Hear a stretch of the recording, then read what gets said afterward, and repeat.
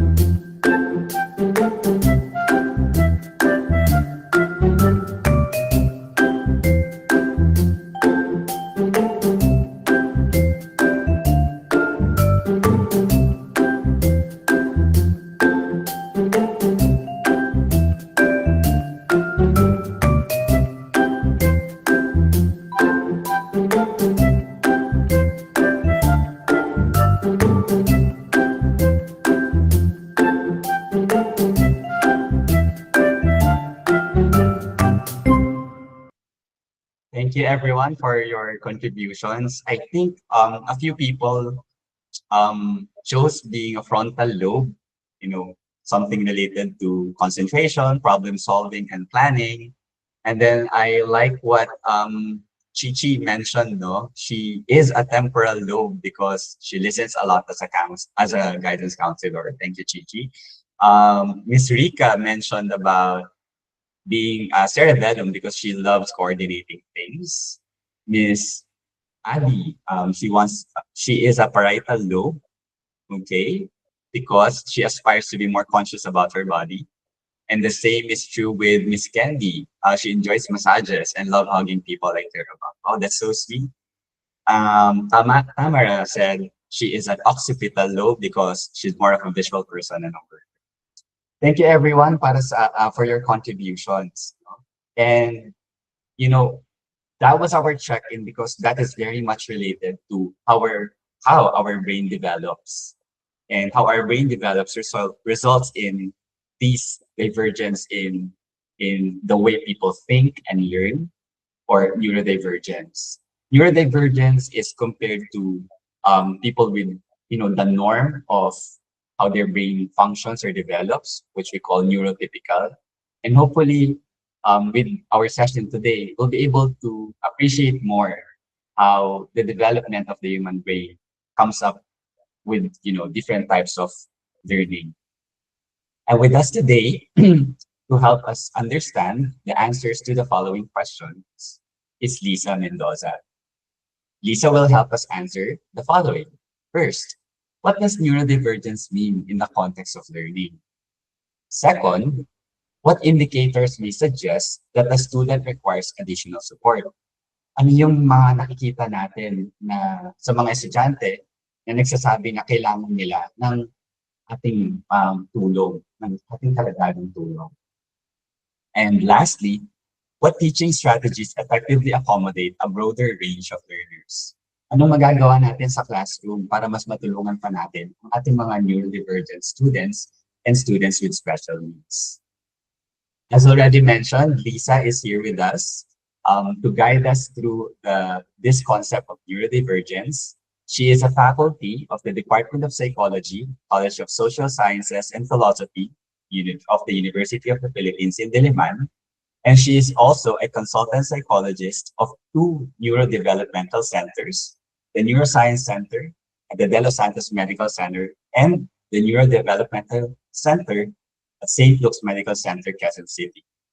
Lisa is also a former member of our Department of Psychology. Lisa, I read your curriculum today, and welcome back to Miriam College. Lisa, the virtual stage is yours. All right. Thank you very much for that. Yes, I was a former faculty at the Department of Psychology in the Higher Education Unit. The thing is, I'm actually currently under the weather. So for the past few weeks, it has been a bit difficult. So yeah, so if ever I am not coming across very clearly, because I know my voice is a bit different, kindly let me know so that I can try to speak slower. Okay, thank you very much for that. So if ever I can share my screen, right? Yes, okay. So I'd like to share my screen at this point. Um, hold on.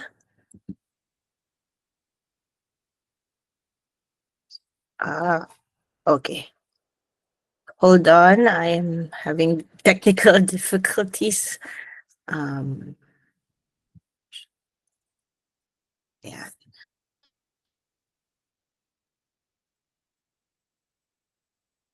All right. Okay. So for this morning, what we will do is really talking about advancing inclusive practices for neurodivergent and special needs students. As mentioned by Sir Resty, I am a psychologist, and at the same time, I have been working with medical doctors and other affiliates, of course, in allied professions in the Neuroscience Center at St. Luke's and at the same time at De Los Santos Medical Center. I used to also work in a private clinic. So I have been working with a lot of individuals who may be considered as neurodivergent, I guess. So that's why when I was approached with this topic, I really also was curious about it and I was also looking forward to it. Okay, right. Okay, so as mentioned by Sir Resty, we want to be able to answer the following key questions this morning. What does neurodivergence mean in the context of learning? What indicators may suggest that a student requires additional support? and what teaching strategies effectively accommodate a broader range of learners. And the way that we will go about this is that first, we will define muna ano ba ibig sabihin ng neurodivergence. Actually, I like our activity for this morning, no? Looks talaga sumabak na kagad tayo sa different parts of the brain. Loob ko, oh no! I didn't want this to be too technical, pero sige, punta tayo sa different parts of the lobe of the brain. Yes, okay? And then, nagbigay na rin si Sir Resty ng konting introduction, konting definition about neurodivergence, and I appreciate that very much. So tingnan pa natin, ano nga ba ibig sabihin ng neurodivergence? And then of course, from that definition, we want first to be able to really understand ano ba ibig sabihin when we say neurodivergent. Then we want to take a look at our role as educators, right? And finally, we want to be able to take a look at some strategies and approaches that we can employ, right? Okay, so first, let us define neurodivergence. So I'll go through this by looking at the initial impressions. Also, actually, I ask you if ever for some of you who were able to answer, diba? What comes to mind when you hear the term neurodivergent? And then what is your understanding of someone who may be neurodivergent? And then from there, we will go into what is in the research or literature regarding this neurodivergence.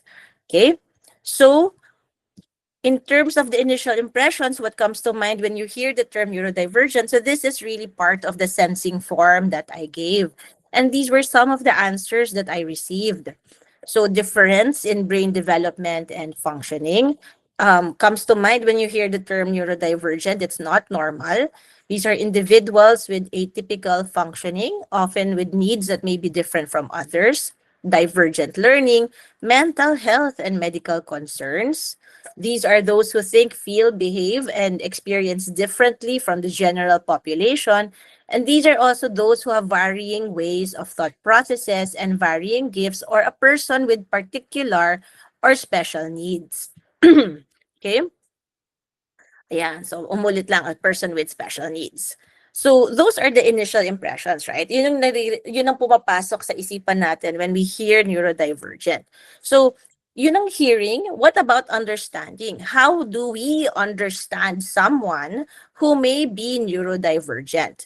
So this is someone who has atypical thoughts and behaviors. Someone has a mental health concern. They may have needs that are different from others, different learning, different pacing, special needs. The brain is wired differently compared to neurotypical people. Someone who has different way of understanding things than usual, not behaving the same way as we would expect as the usual student, behaves differently from what is considered, and behaves differently from what is considered as typical.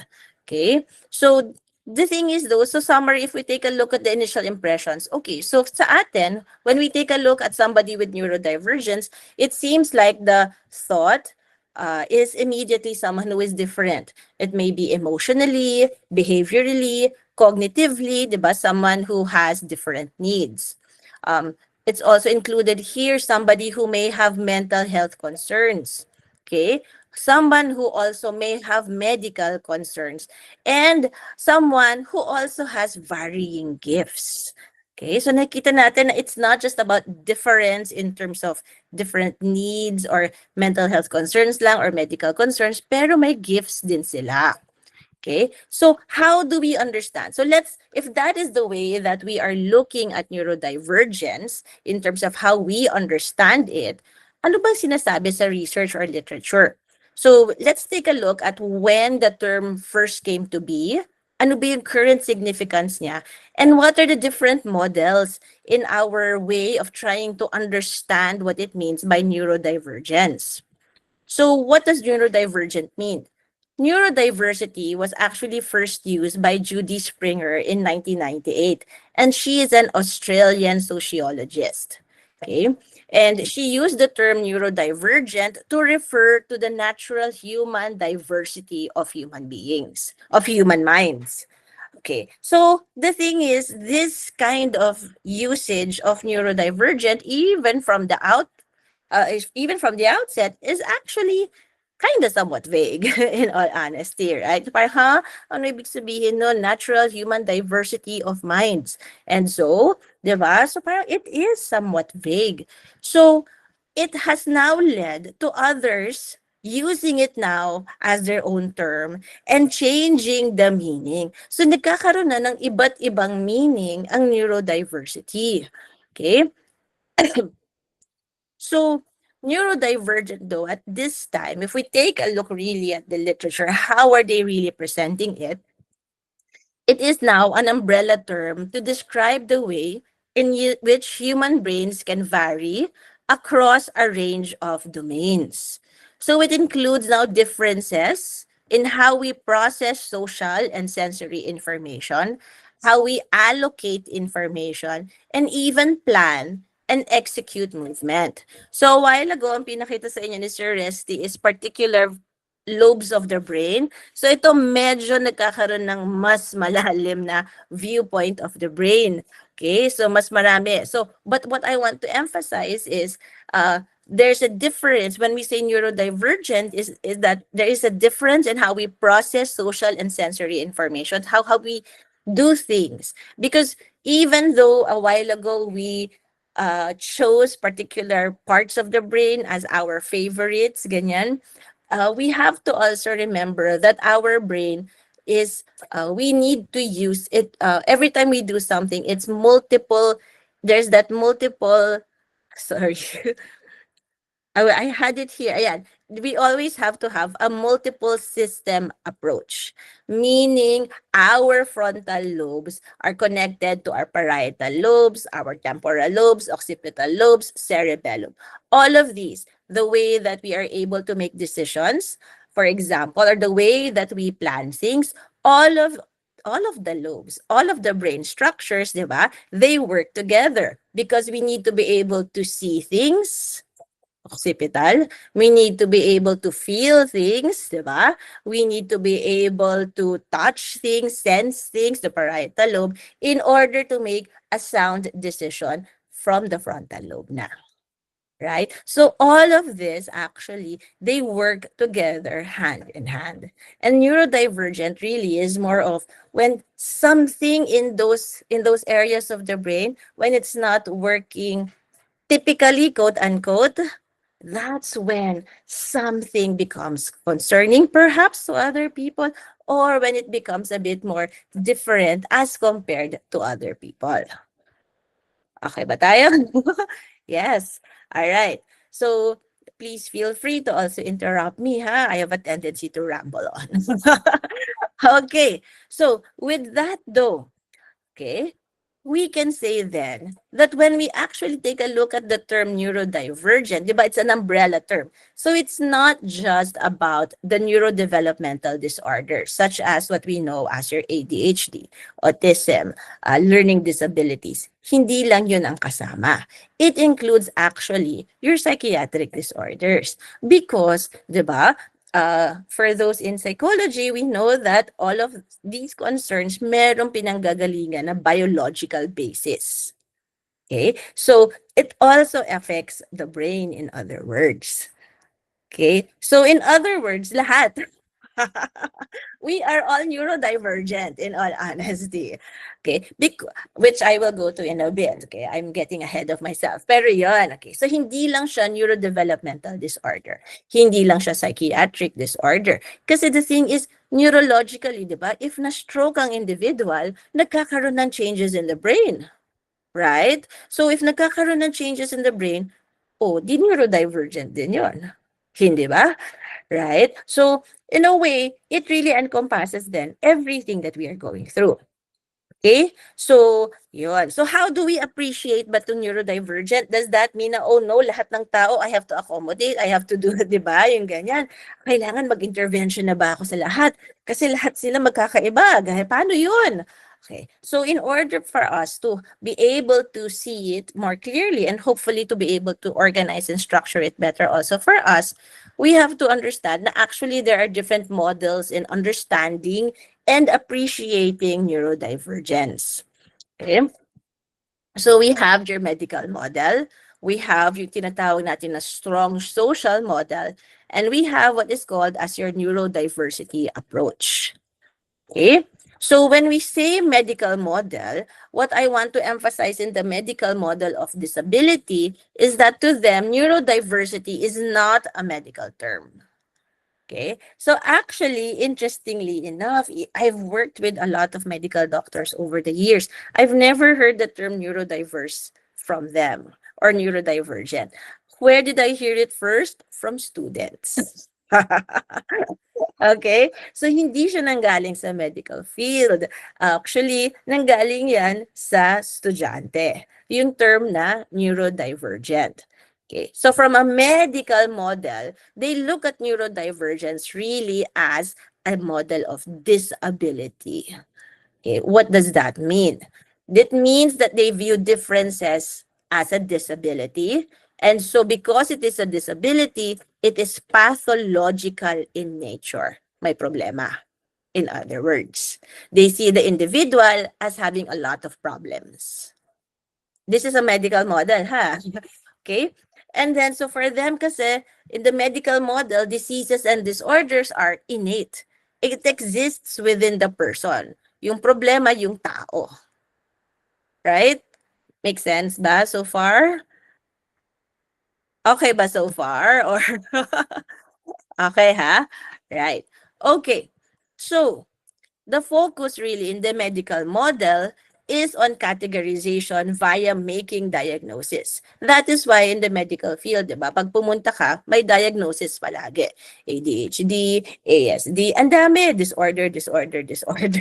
Okay, disease, ganyan. Lahat gagawin na yan. Kasi ang sa kanilang focus, we need to categorize kasi we need to make a diagnosis. Ganun, very straightforward, the way that they are thinking about it. Right?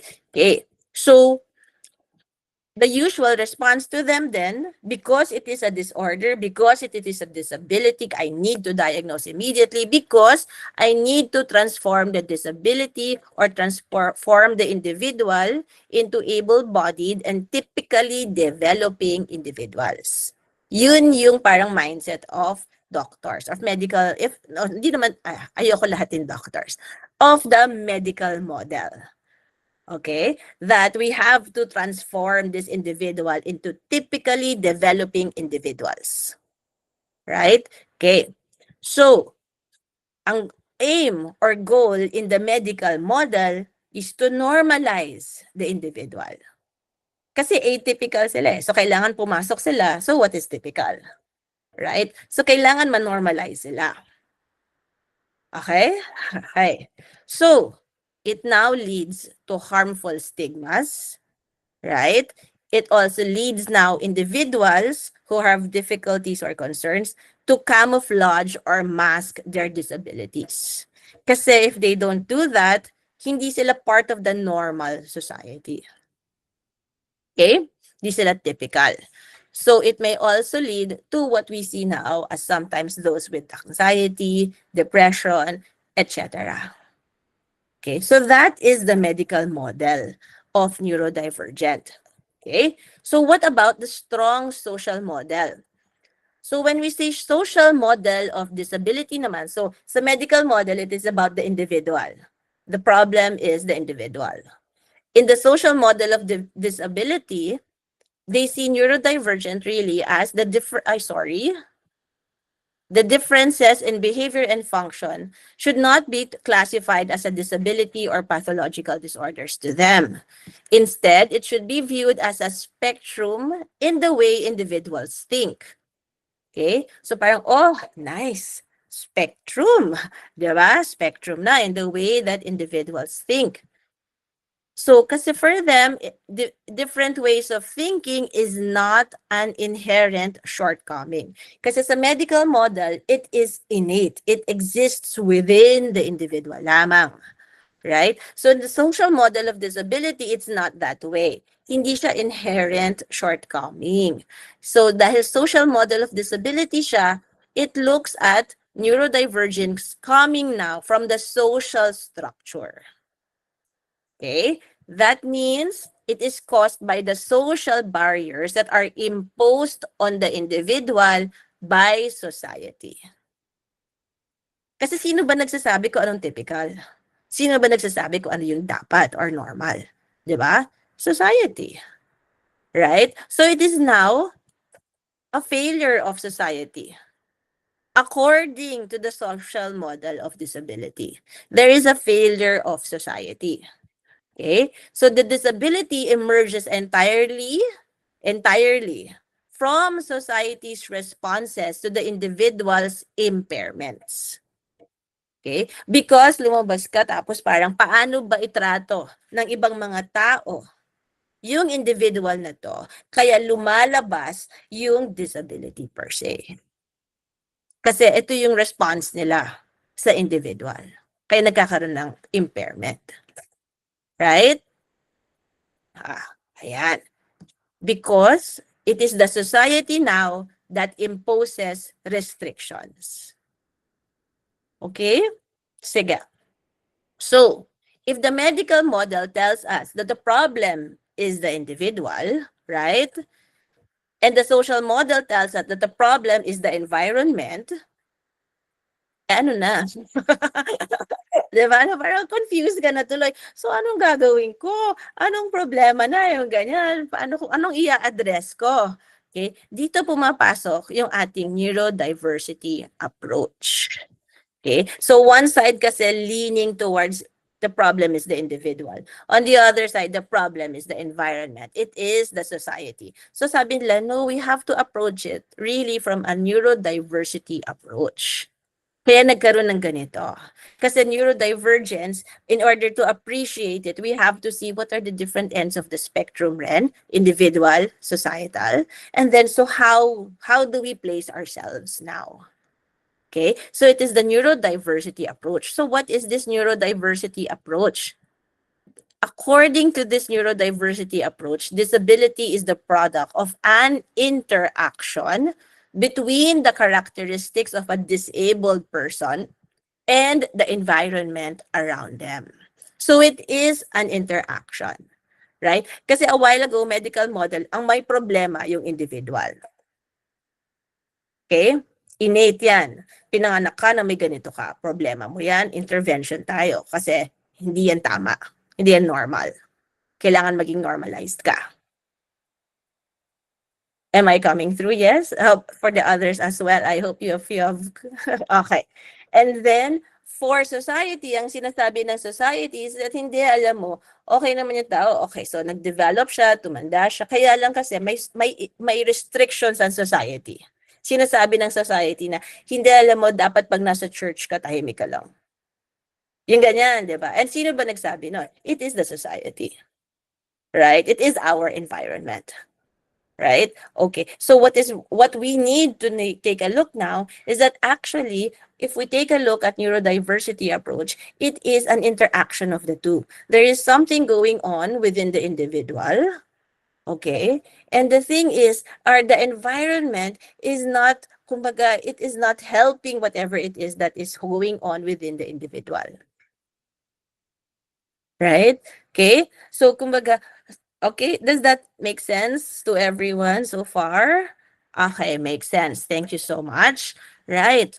Okay, so thereby, ang sinasabi ng neurodiversity approach is that the difficulties experienced by an individual can actually be addressed by reshaping the environment and teaching individuals certain skills to help them now adapt to the environment. Right? Adapting. So it is a working together of the two. Okay? So it's the environment and teaching individuals na certain skills. Okay? Right? Okay. Because sabi nila, diversity of the mind and the brain should be valued. And individuals with neurological disabilities should be accepted for who they are. Right? Okay. So which brings me to our role as educators. Kasi yun yung heart natin, di ba? Ano ba yung current experiences natin? And do we need talaga ba a shift in our mindset? Are we more in the medical model? Are we more in the social model? So, paano tayo papasok sa gitna? Okay? Ang heavy ba bigla? Okay. Okay. Sige. Alright. So, and this is the reason why in my sensing forum, I asked, what challenges do you experience? Diba? So there are some na nagkakaroon kasi ng tantrums, yung mga students. They have difficulty relating with others. There are some na may uncontrolled bursts of anger. Communication, diba? Nagkakaroon ng problems. There is an uncertainty in terms of how to respond. Okay, so anyway, all of that. So there are certain problems and certain challenges. Okay, so the thing is, di ba, sinimulan ko with trying to figure out now, okay, where are we in that medical model? And so when we try to understand neurodivergence and as we try to also get into the world of these individuals na may neurodivergence, perhaps we have to value first introspection. Okay, we have to think about our own assumptions. Ano bang iniisip natin? Ano bang mga assumptions natin when it comes to learning, when it comes to our students? Okay? So, as our assumption something like this, that one must conform to standard expectations in order to flourish. Okay? The meaning that students have to develop at the same rate as their peers. So at the same time, kailangan, parang may trajectory yan, di ba? Na parang after ng grade school, high school. After ng high school, senior high school. And then after that, college. After ng college, get a job. Di ba? Yun yung trajectory. Now, yun ba talaga ang importante? Is that an assumption that we are also making? Diba? That for students, ito ba yung importante sa kanila in order to have a fulfilling life? Okay, so we're now trying to get into the mind of our students, of our learners. Ano ba yung importante sa kanila? Okay? And as educators, we also have to now introspect and try to figure out for ourselves, do we have assumptions and expectations of what a student should look like and how they should behave? Do we have an image of a student who is able to perform? Perform pa nga lang, hindi na kailangan perform well. Diba? Ano bang iniisip natin? Paano ba natin sila nai-imagine? Ano bang trajectory natin? Right? Okay? So, if we do that, perhaps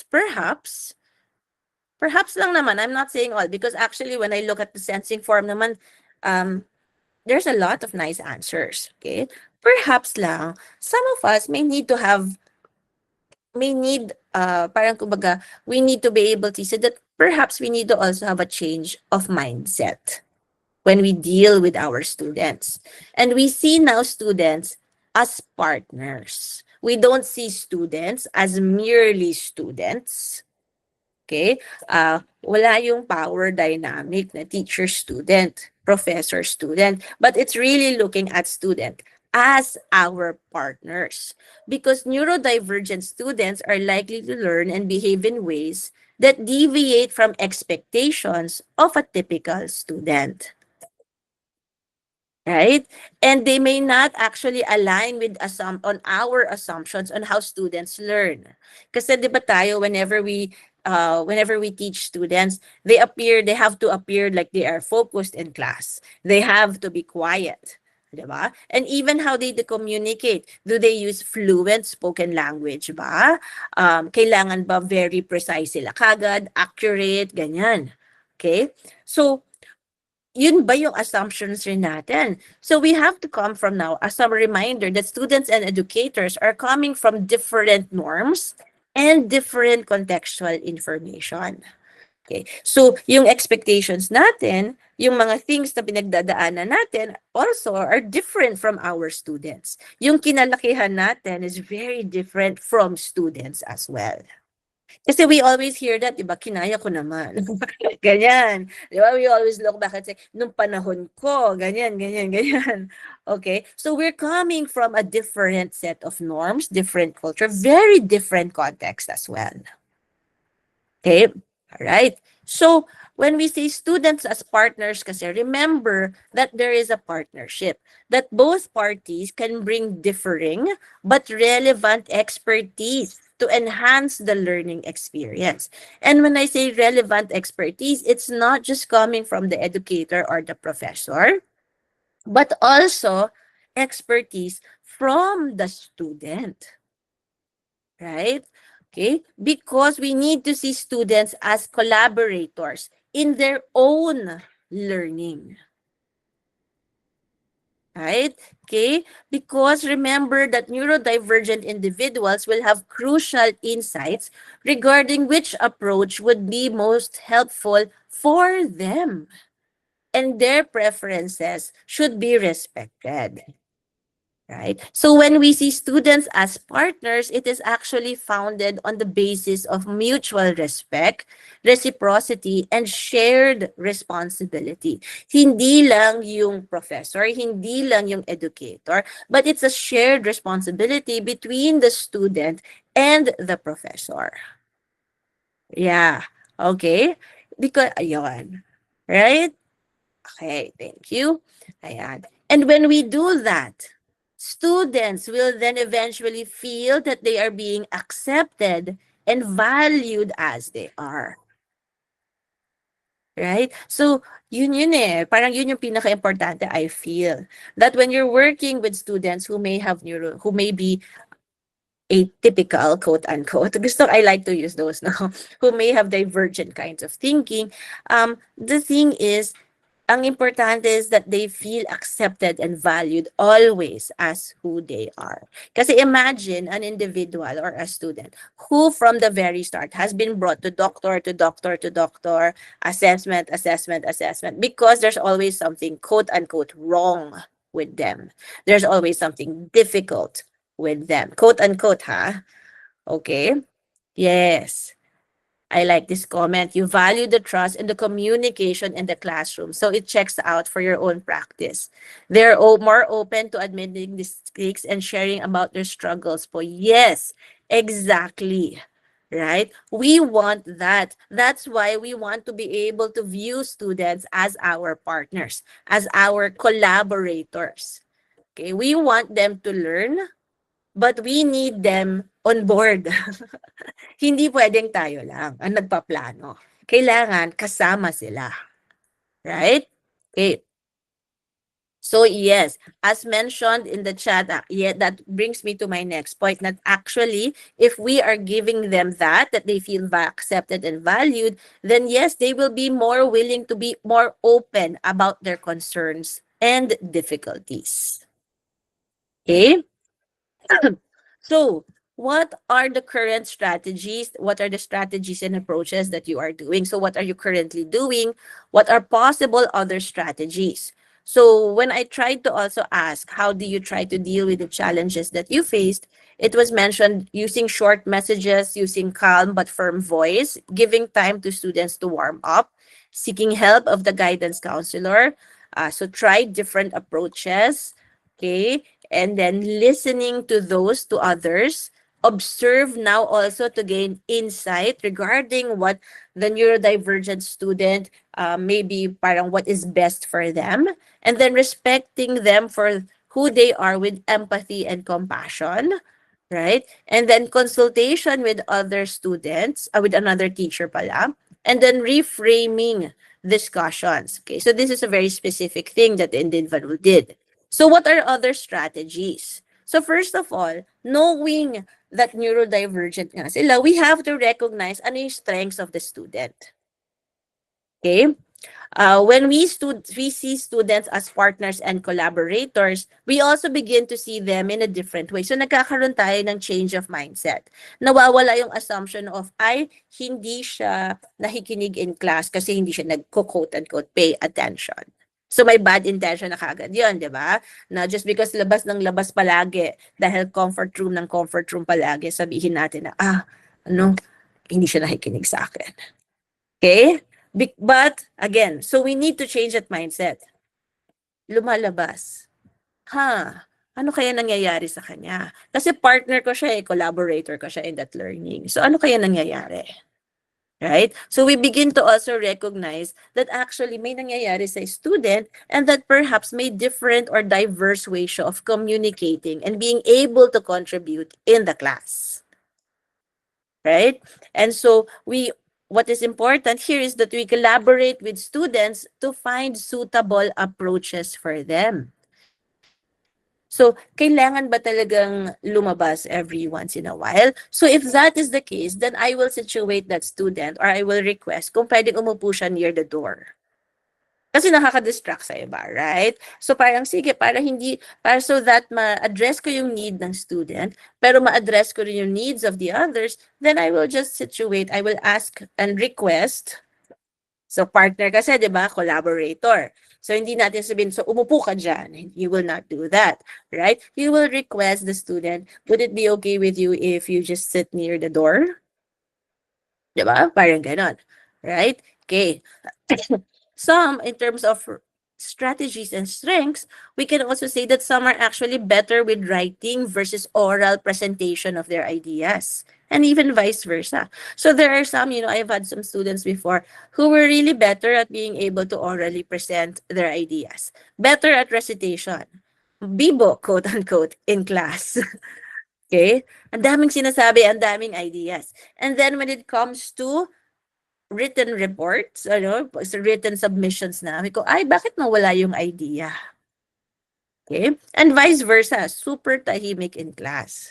Hindi nagsa-stutter, hindi niya masabi ng maayos kung ano yung thoughts niya. But when it comes to written work, ang ganda-ganda. Okay? So it's really recognizing and finding the strength of the student. And I go back and emphasize again, because when you see your student as a partner, as a collaborator, then we also begin to see na saan yung areas that are better, quote-unquote, for them. Okay? So, yan. Hold on. Okay. So, when we see students as partners and nasabi ko na pala to, sorry. So, ayan. So when we say recognizing the strengths of the student, we focus on the positive aspects of neural differences and engage now in efforts to shape the activities, our activities in the classroom, to fit students' needs. So ito yung tinatawag nating niche construction as well. Okay. Saan ba sila magaling? Ano yung strengths nila? Ipapasok ko ngayon ito sa syllabus ko. Perhaps I can also include it in my requirements for class. Okay? Okay. Next, we can also look at reconceptualizing attendance and attention. Now, when I was going through this, sabi ko, attendance, naku, mahirap yan. Right? Because we have policies regarding this. Okay? So, okay, if that's the case, paano yung attention? So, okay. In terms of reconceptualizing now the idea of attention, the assumption for us usually is that students pay attention when they are quiet and just looking at the individual, right? Parang nakaganyan lang sa'yo, nakastare in classroom discussions, okay? So we have to reconceptualize attention. Some may need to be doing something else in order to pay attention. So let us allow students to do that. Diba? In their notebook, if they need to write, or diba, papansin ko sa iba dati yung pagtitwist ng yung pencil or yung pen nila, ang tindi, diba? Ginaganon, okay? Or there are some objects, I don't remember what it's called, pero they use yung fidget something. Ayan. Yun. So why not, diba? As long as not, yan, thank you so much, fidget spinners. Okay? So, if they use it during class, why not? Diba? Okay? Maybe it's something that they need to do in order to pay attention to what you are saying. Okay? Some may also be too focused now on the topic. Okay, so they may need additional time or need to be explicitly told that tasks will switch. Kasi may iba, napapansin ko rin, whenever I talk, whenever I teach with my students, sometimes what will happen is that they're still so focused on a topic and they keep on, parang bang nandun pa rin sila. So you need to also be explicitly tell them na, okay, I'm going to move on. Is it okay that I move on to my next topic? I will now switch gears and do like this. Right? So it needs to be explicitly told sometimes. Right? And what's also helpful is a use of a class outline regarding expected structure of activities. So whenever we discuss, it is, which I think naman a lot of our educators in Miriam College do, is that before you present, before you give an outline, ito yung pag-uusapan natin. Right? So that for the afternoon, so that they know where they are. Okay? And giving them that structure also helps them organize, okay, nasaan na ako. Okay? Right. Students can also be warned prior to the changing or finishing of an activity, as I mentioned a while ago. So we can also inform students and educators that we are also open to hold other activities. Okay? So perhaps may iba who would prefer one-on-one discussions versus class discussions. So may iba kasi dati, may mga humahabol. Na-experience nyo ba na after nyo mag-discuss, akala nyo okay na. So walang questions, di ba? Tapos paalis ka na, biglang may humahabol sa'yo na may gusto pa itanong. Na yung pala na parang iniisip mo, but hindi mo tinanong in class. That is so related to the class. Di ba? So sometimes, some students kasi are more comfortable with doing that. And so we allow it. Okay? Yun. And remember that we have to also facilitate discussion that is compassionate towards incorrect or unexpected answers. Now, this is actually something that we always aspire to do. Right? And I will also say na actually sometimes it's hard to do. Diba? There's so many things going on in our mind sometimes na when we don't get that answer na parang, nagbasa ka ba? Yung parang ganyan, diba? Na parang, ano ba yan? So, but of course, as educators, we try. Okay? That we facilitate those answers in a more compassionate way. So in a way na parang the use of constructivist approach where educators give questions now that will help students work in the right direction.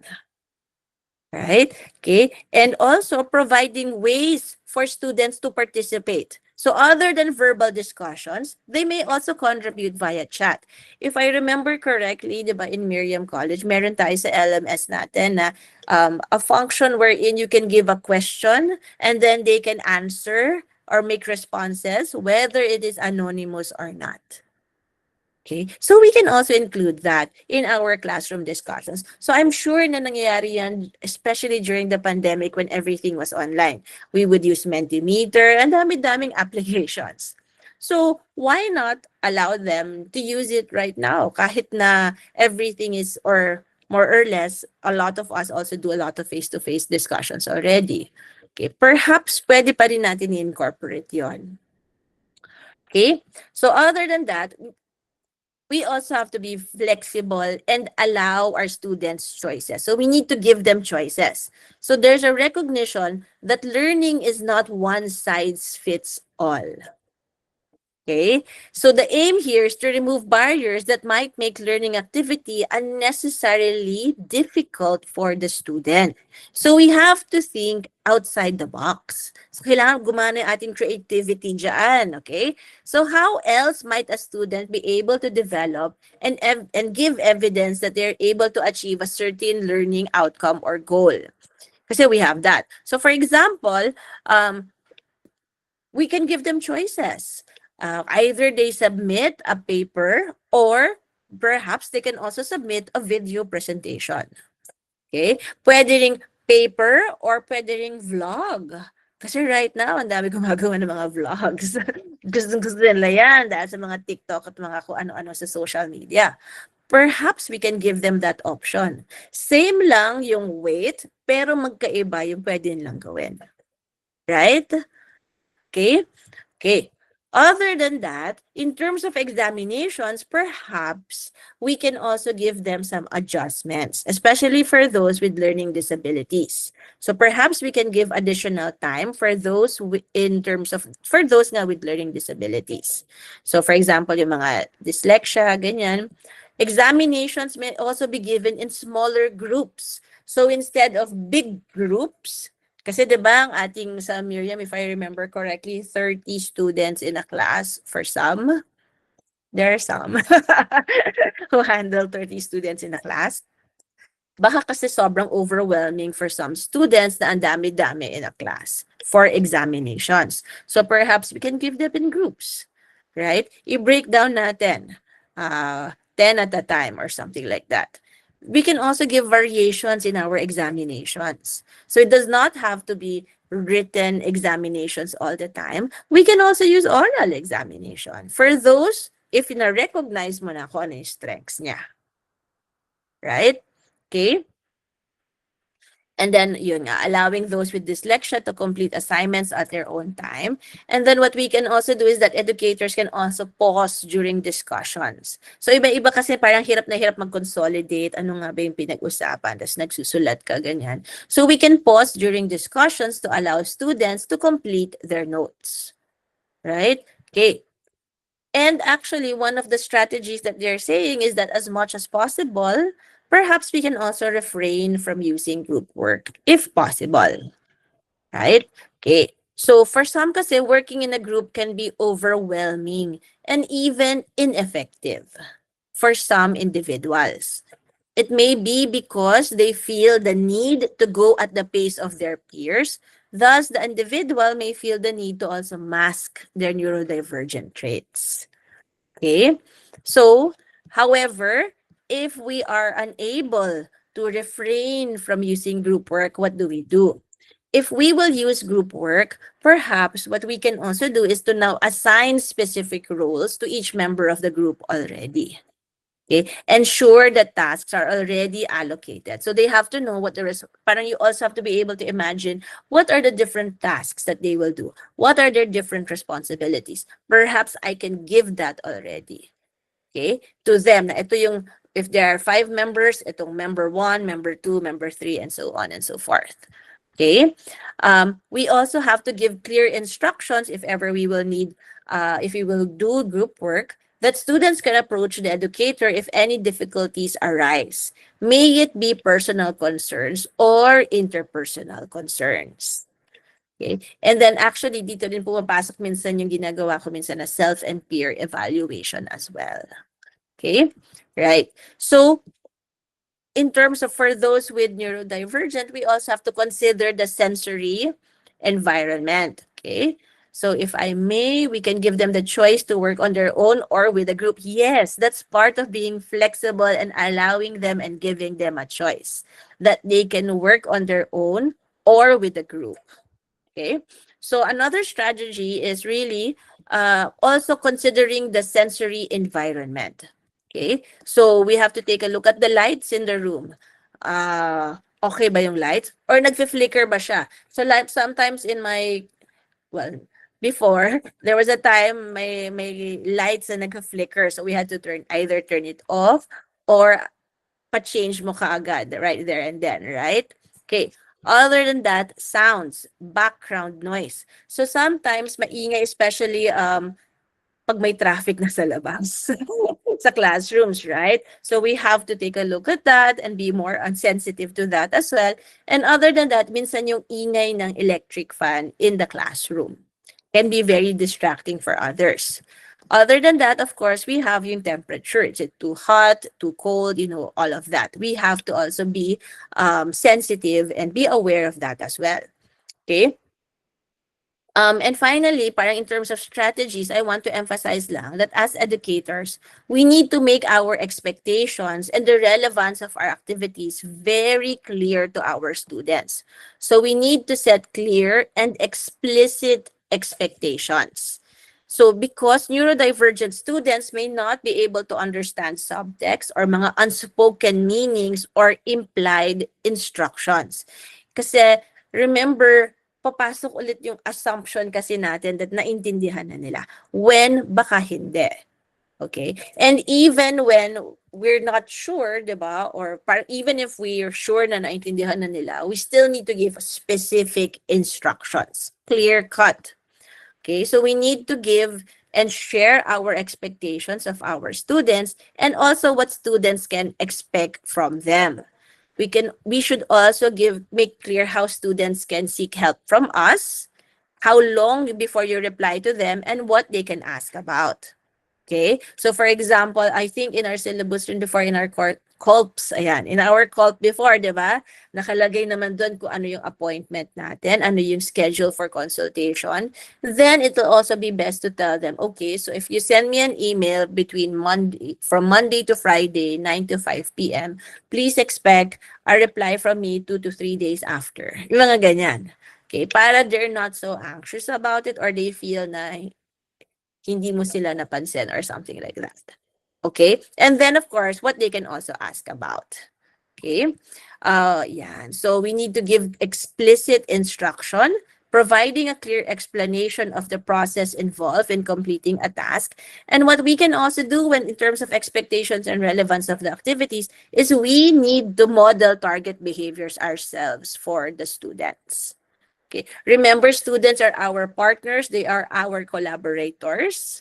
So whatever we also expect from them, kailangan ma-model din natin sa kanila. Okay? And in some activities, what educators can do is to initially provide guided practice, followed by independent practice, di ba? So guided muna, then independent practice, then you can give feedback and then evaluate now the performance as a result of the instruction that you gave or the feedback that you gave. Okay? Right. So in all of these, just some reminders that intervention could really operate at the individual level, wherein we use medications. So some students use medications, or by changing the environment wherein you remove environmental distractors, or more importantly, changing both the environment and the individual, which is the neurodiversity approach. Right? Okay? And I mentioned some strategies and accommodations, but I know and I'm very aware and I'm very sure that a lot of you are also doing it on your own. Okay? For me, what is important to remember is that whatever that we do, diba? Kung ano man yung gagamitin natin, it should be based on those that would best enhance the quality of life and the quality of the learning of the student. Right? There is no right or wrong way. In other words. Right? Kasi basta ang importante, natutulungan mo yung estudyante at nag-thrive siya. Alright? Okay? So, I'd also like to end with just showing this paradigm.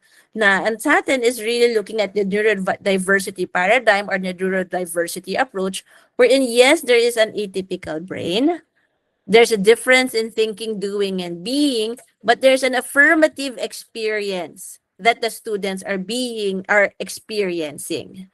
And because they have that affirmative experiences, what happens, okay, it promotes now developmental thriving because they begin to have a sense of, they begin to feel that they are accepted, all right? And they have now a sense of agency themselves. So they begin to have confidence in themselves as well. Okay? And so I want to end with, these are my references. Okay. Thank you. Maraming salamat, Lisa. Grabe, that was very informative. And can I see some reactions from the audience? Napaisip ba kayo? No? Ang dami kong nilagay dito sa aking scratch paper. Lisa's discussion made me reflect on a lot of things. And as an advocate of good design, I thought, meron akong creative problem statement. No? In what ways might I build environments that teach skills to neurodivergent learners to help them succeed in class. Something to that effect. Hopefully that makes sense. Do you have any questions for Lisa? Anyone? Feel free to raise your hand first, and then let us acknowledge you, and you can unmute your microphone to ask your question.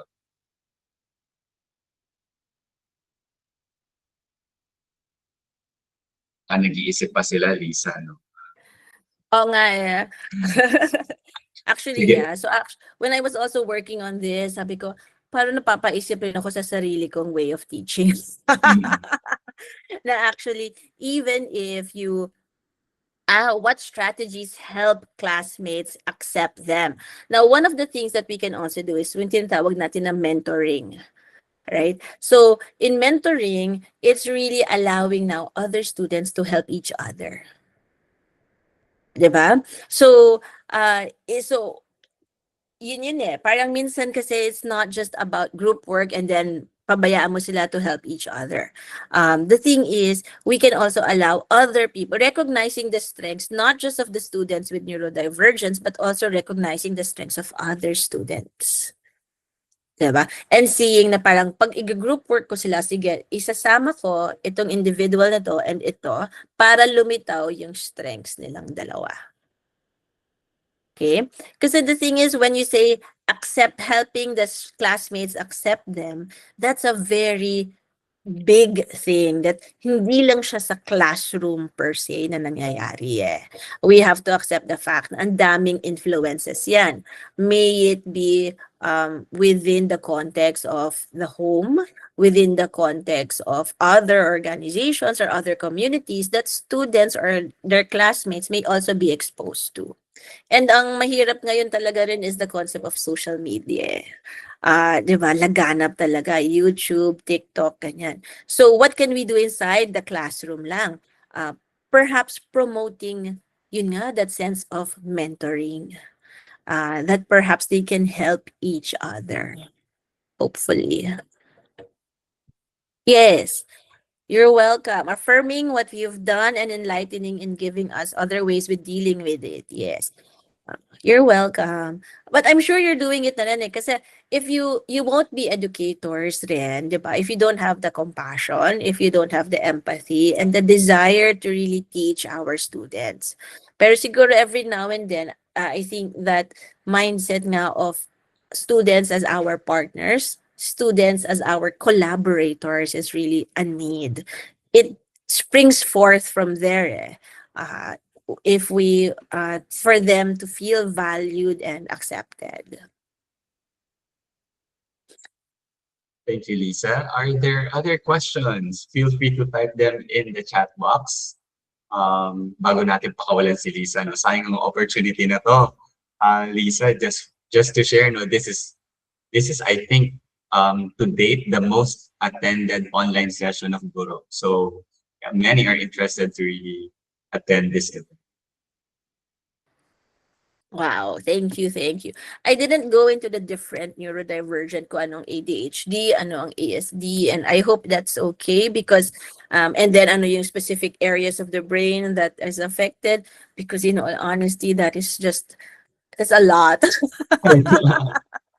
Don't worry, Lisa, kasi this is like a series of sessions we're doing for the HAU community, and we really appreciate the introduction. Actually, kanina, Lisa, when you opened the discussion and presented all these approaches to neurodivergence, especially the medical approach, it shattered my mindset. No, talagang, am I a teacher that inclined to believe na nasa medical approach ba yung belief ko sa neurodivergence, or is it something na related to social approach?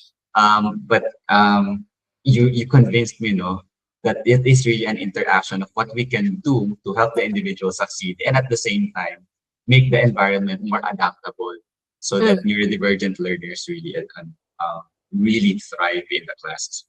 True. And if I may, before I answer this question by Ma'am Lim, it's not just that because it's not just about what you can do and not just fixing or doing something about the environment. But when the individual now or the student feels that they are accepted and valued, they will have that sense of agency to want to also be a part of their own learning. So we want to give them that as well. Okay, feeling that they can do it, and so they will thrive. Yun din eh. So, the question, yan, if I may to that question, okay lang, is struggling to see how the strategies could be consistent in larger class sizes. So, the thing is kasi, as mentioned, parang when we do have large class sizes, but we have to be more individualized in the way that we also see our students. Okay, so you may have requirements, policies for the large class size, but there are certain items that you can probably be more flexible in. So always giving them choices may be helpful for them. Okay. It's more work for us, in all honesty. Kasi kailangan mo mag-isip ng different rubrics eh. Kung presentation ba, kung paper ba, 'di ba magkaibang rubrics 'yon. And then ibang submissions, pero kailangan pareho din yung weight na ibibigay mo. Pero but yun din, that's the challenge for us, right? Na yes, more work, but at the end of the day, if you have students who feel that they can do it, who feel motivated to learn and to thrive and become eventually in the future kung ano sila, 'di ba? Professionals or whatever, then I feel like, oh, you did a good job na. That's like a pat on the back na rin na parang, okay, I'm okay with that. Yan. Thank you very much, Lisa. Any other questions for Lisa?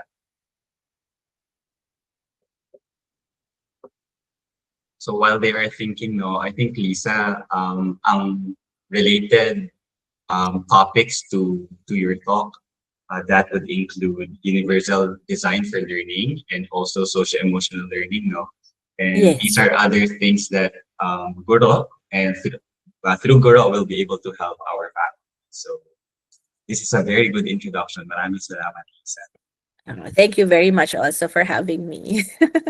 Okay, kung wala na pong tanong, marami pong salamat muli sa inyong pag-attend.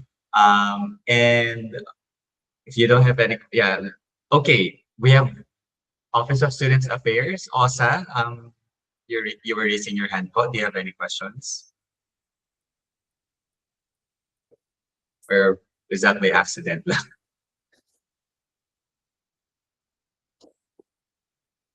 Anyone from OSAS? I think they are having a watch party right now, Miss Lisa. So maraming attendees po yan dun sa office. Okay, well. Oh, you have some friends as well, Lisa, in the call. From the psych department. From the Hello. Shout out. A comment from Miss Leia, the students are partners concept is really helpful. Yes. Maraming salamat uli, Lisa, and maraming salamat po sa inyong lahat. This is a shameless plug once again to please join the Guro Resource Bank on Google Classroom. The link to the Guro Resource Bank is in the chat box. Or you can also use this code to join the Guro Resource Bank on Google Classroom. This is where I will be posting the recording of the session so you can review the discussion of Lisa. And Lisa, if you may also please share your presentation deck to us, we would very much appreciate it. Maraming salamat, Lisa. Okay, and also another shameless plug for the upcoming events of Guro. On February 23, this is on a Monday, all MC Loyola Heights employees are encouraged to attend the Cyber Hygiene 101 training. This is a collaboration between Guro, the Human Resources Department, and Habi Education Lab. I will be facilitating this session as a cyber hygiene affiliated facilitator of Habi. I think this will be from 10:30 to 12 o'clock. So pre-registration is required because we will be serving lunch. And another one, this is on CAMU grading module, how we will be using CAMU to input grades and give marks, semestral marks to our students. This is in collaboration with the ICPO. This is on March 2, and all HEU faculty are encouraged to attend this session.